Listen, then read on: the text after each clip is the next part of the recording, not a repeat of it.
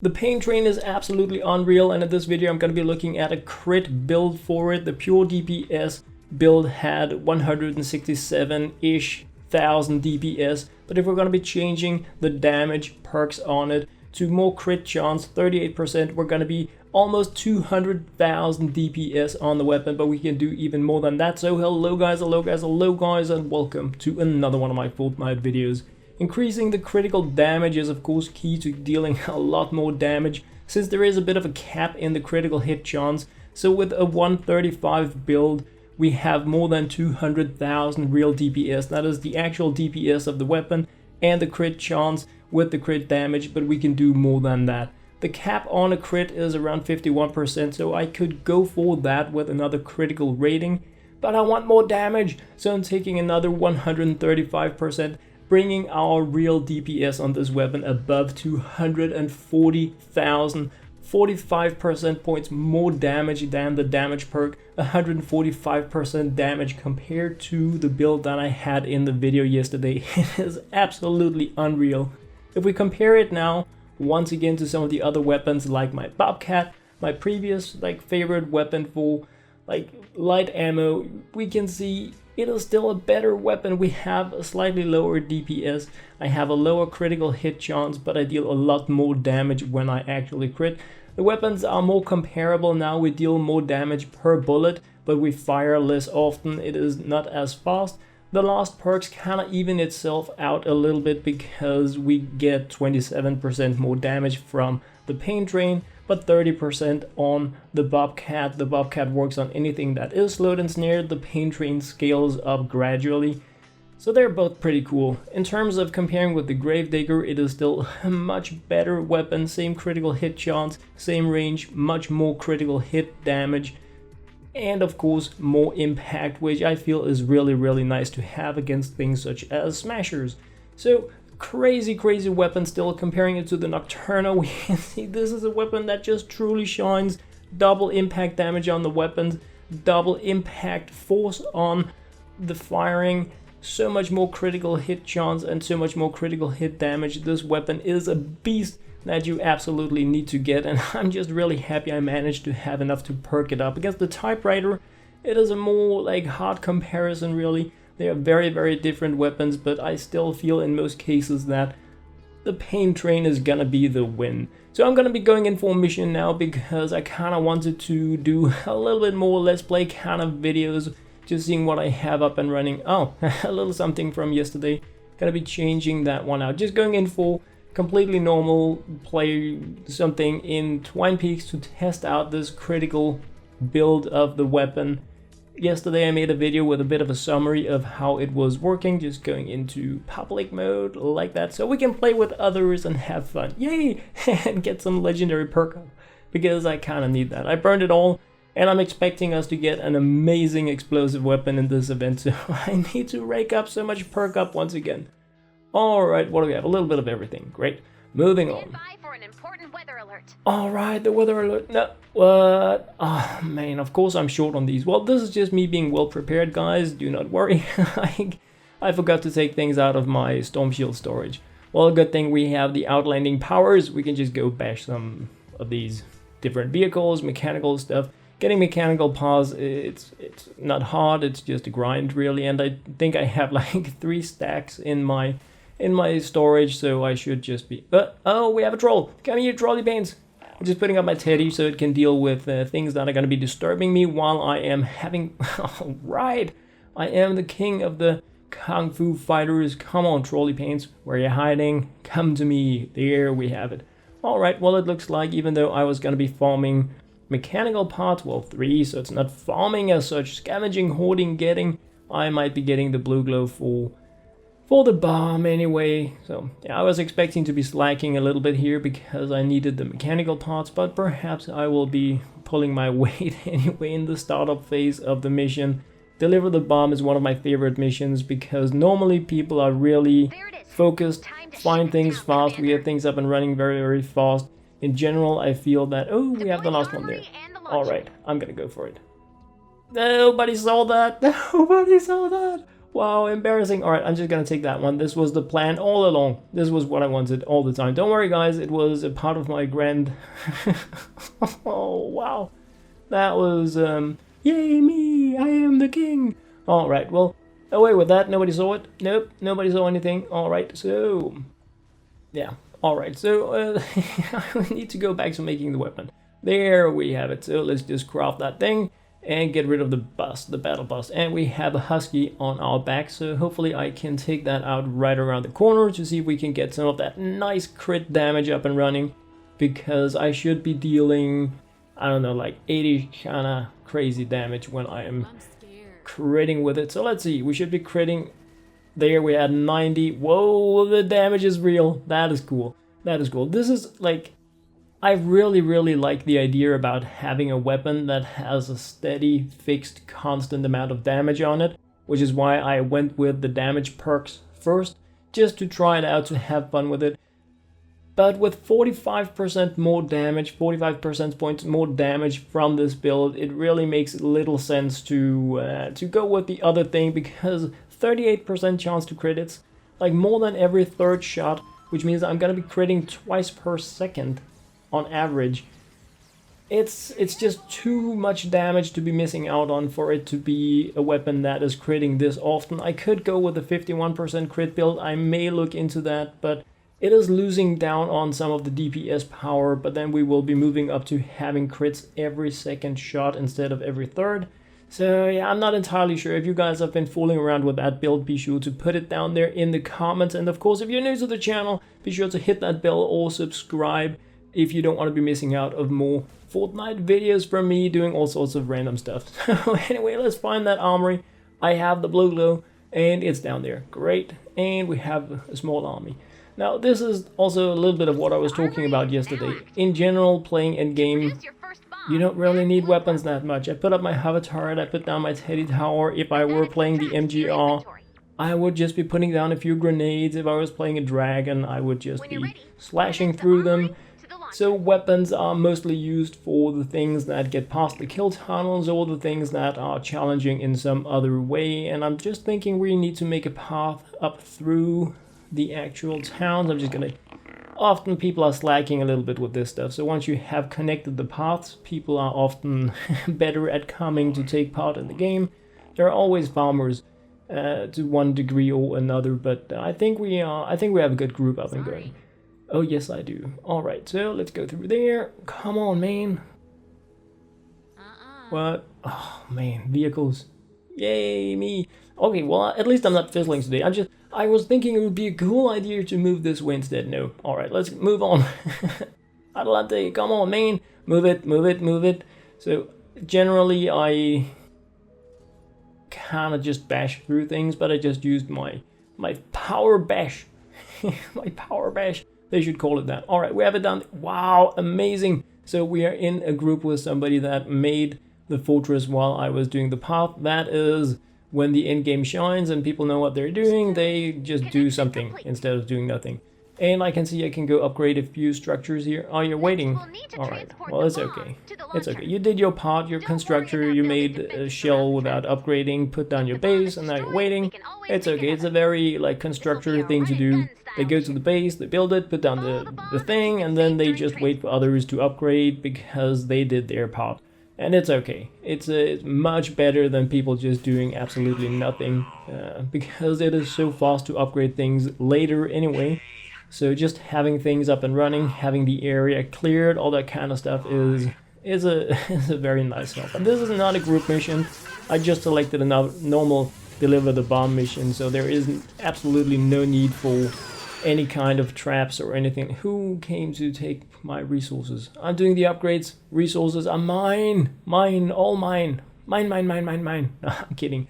I try to bash these llamas near wherever we have a fort so that people that need the resources or help building can take advantage from them or of them. And now we need to escort.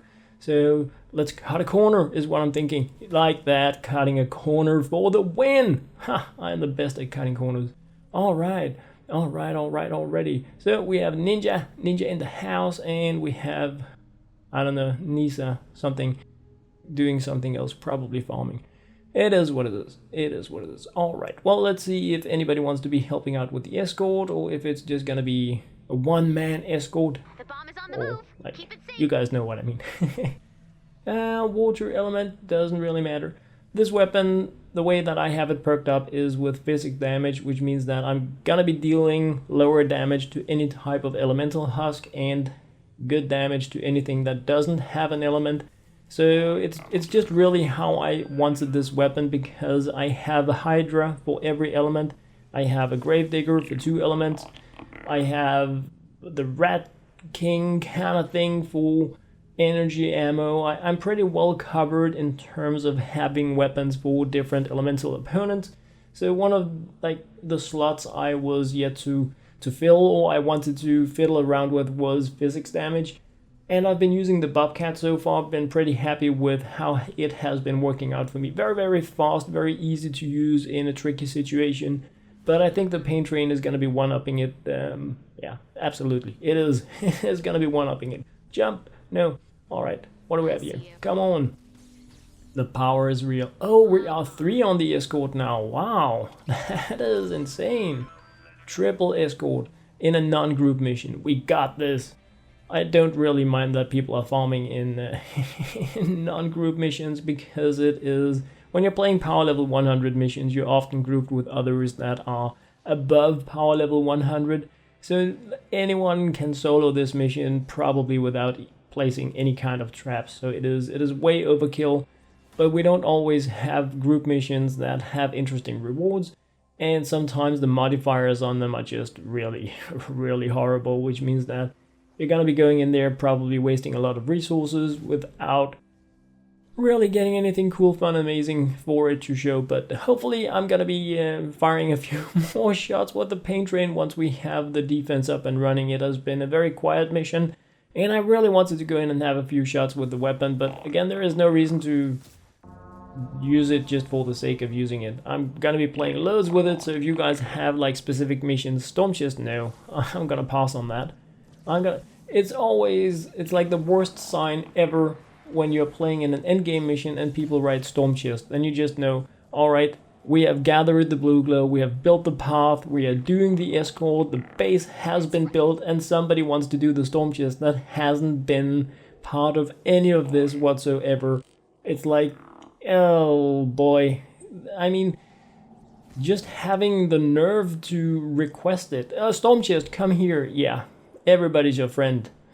Greedy farmy paints. Oh well, it is what it is. In general, players like that come and help when there is a defense, and it's okay because it's easy. I don't know if it's okay as such, but considering the community in Save the World, it is not the worst if people just come and take part in the end. Then it's like, okay, you did something. I see it all the time, people that end with high combat scores because they have been farming encampments and stuff like that while everybody else has been doing the important stuff.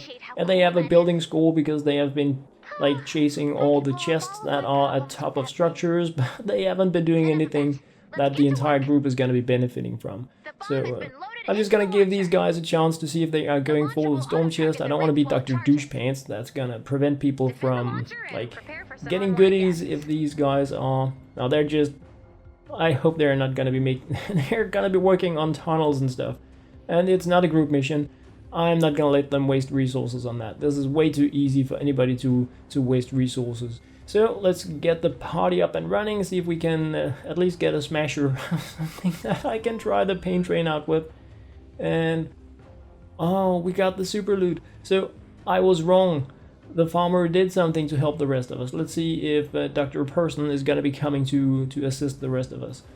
Oh yeah, I love to see constructors go melee. It is such a rare sight. It is really cool to see people play their role. Alright, we have one. So let's see what we're going to be doing. Alright, the damage is nice. Did we just have a 100k plus crit there? That was pretty okay. Oh yes, it was. So I'm just checking if there are any interesting opponents anywhere. But like you can see, Blaster there, half its hearts is eating it. This is a power level 100 mission. The only way to get tougher opponents than this is if you're playing... Oh, stop just farmer down! Oh, I'm sorry, that was a little rude of me. Of course I shouldn't be happy that somebody didn't manage to win a storm chest, if that's what happened. Wow! Oh yeah, I can't place anything here. Well, at least we have our power smash. Come on. You serious? Yes, I am serious. I just wanted to play something here.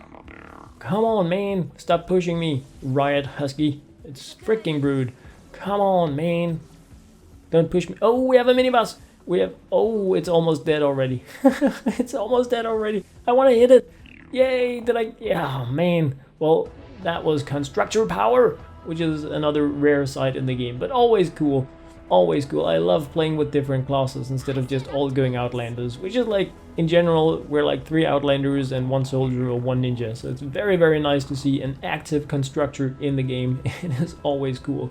So trying to get a few shots fired with this weapon here, because that was what I wanted, but these things are, they're dying too fast, which is okay. It is, this is normal gameplay, and that was really what I wanted to include a little bit of, because sometimes lower powered players get a little bit confused about, well, I feel anyway, what is the important thing in the game? Like, do you need to be really good at making kill tunnels? Do you need like expert advice and play a constructor in order to complete missions when you're like in the end game? Do you need the best weapons with the best perks? And you don't need any of that really. You just need to take part in the game. Try not to blow up things by igniting propanes. Try to be like friendly towards the other players and build up your survivors. That, like, the research thing and the survivors, that is the only thing that really matters in the game. Having a good weapon is great, but I mean, if it had taken me a second more to take down the Smasher, I think everybody would have been cool with it. So it's like, as long as you are a positive part of the community, you're doing your part, whatever you can. If you are really hyped about traps, it's not gonna be hurting. This could have been like done with a small kill tunnel as well, and then everybody would just have been dancing on top of the launcher instead, waiting for opponents to die. Sometimes people go farming instead if there are kill tunnels, so it's a thing. But in general, a lot of us like to use gas traps, which means bacon and fiber, so it is often reserved for like group missions, storm shield defenses, stuff like that. But anyway, report Neba still farming. Yeah, I guess it's the only way to clean up the community tab just a little bit. So yeah, I really shouldn't be doing this while I'm recording, but yeah, making a point here, of course it's not okay. I mean, it's just not okay, really. So so I'm one-upping that. I can only recommend that everybody help out, like, report players that are abusing the system, not taking part. But besides that, a mission well completed. I got to fool a little bit around with a crazy monster built on the pain train, critical chance and double crit damage, plus a damage perk, damage physics element, and of course the 6th perk that I didn't really get to enjoy in this video because I was firing so few shots. And that's another thing, all of the perks that are like dependent on you firing a lot of shots are not that important in the end game. I would rather have something such as Affliction there, or something that slows and deals damage to slowed and snared, because it's going to be working like much more reliable than what we have here. But for something such as the Frostnite, this weapon is amazing because we have the SSD like crazy waves of opponents that just keep coming all the time. So until you reach the point where you're gonna be instant dying, no idea what that sound was. It's gonna be an amazing weapon for you to use in the game. So anyway, let's just check out the Oh, I forgot to do the thumbs up because I was so frustrated by another farmer in the game. But anyway, sorry to ones out there that should have been getting a thumbs up. And like a huge thanks to everyone out there supporting my channel, supporting me as an Epic Games creator, writing in LokeHansen in the supported creator system. Absolutely amazed by you guys. Remember to hit that bell to subscribe if you are new to the channel. Leave a comment down below. What do you think about the weapon? What would you like to see in the future? For now, guys, thank you very much and very much for watching.